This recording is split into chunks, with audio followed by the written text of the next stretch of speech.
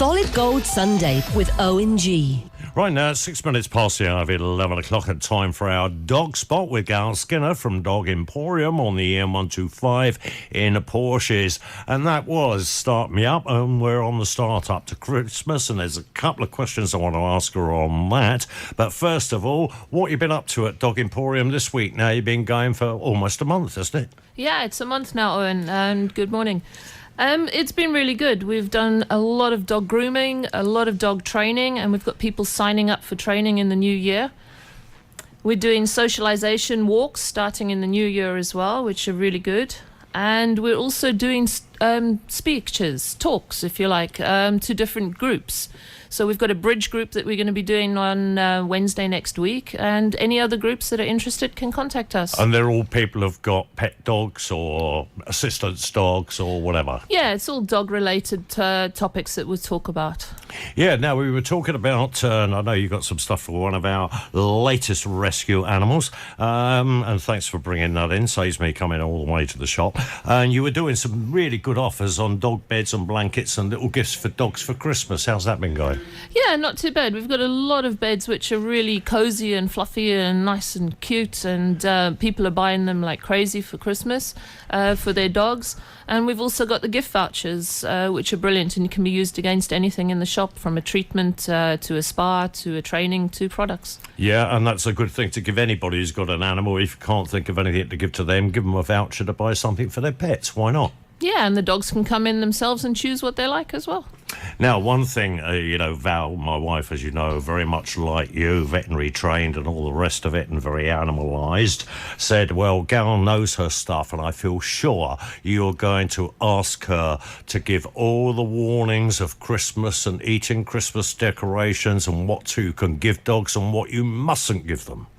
Yeah, we need to be careful over Christmas. There's a lot of people in the house normally, and the kitchen's very, very full. So my suggestion would be to keep pets out of the kitchen to avoid any accidents. Good tip.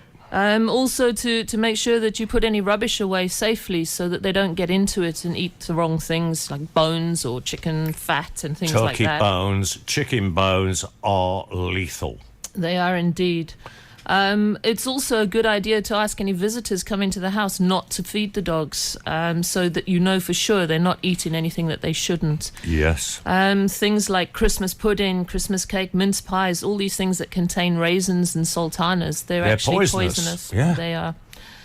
Turkey bones, as you know, they splinter and they can cause a lot of trouble inside of dogs. Gravy is very salty and fatty and can cause upset stomachs.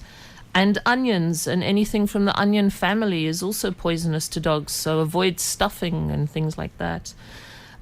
Chocolate. There's a lot of chocolate around at Christmas. Definite no-no. And that is a definite no-no. It contains theobromide, which is deadly to dogs. My suggestion for a nice Christmas lunch for a dog would be lean turkey, potatoes, swede, carrots, cranberry sauce even. Eggs and fruit, but just check the salt content and the sugar content and make sure you don't give any rhubarb, because that's poisonous. Really? I didn't know about the rhubarb. I knew about the onions and leeks or anything like that is not good. A little bit of garlic's not so bad for them, because that... Yeah, a little bit of garlic. Some dogs, it can actually build up in the system and it can become toxic, so just a little bit. Yeah, but they also say it's a good deterrent for fleas and ticks. Yeah, it is good. In moderation.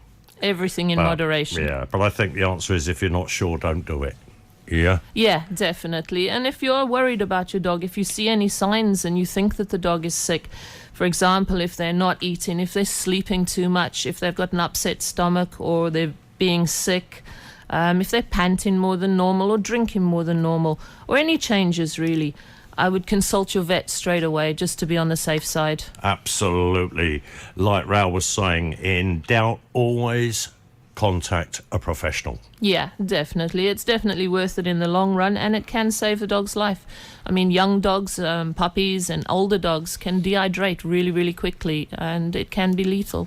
Yep. Well, thanks very much for all those tips, Gail. And on behalf of all the pet dog owners in particular, I'd like to wish you and the whole team at Dog Emporium a very happy Christmas and an extremely successful New Year.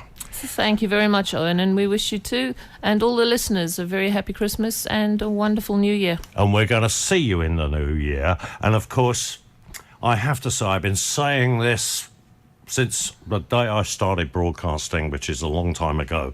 A pet is for life and not just for Christmas. But I got to tell you, a friend of mine did catch me the other day and he goes, I'm ever so sorry, but I went against your advice. My wife really wanted a dog and I bought her a pug last Christmas. He said, but it's doing all right. He said, in spite of the bulging eyes, the squash face, the rolls of fat and the bandy legs, that dog has really taken to her.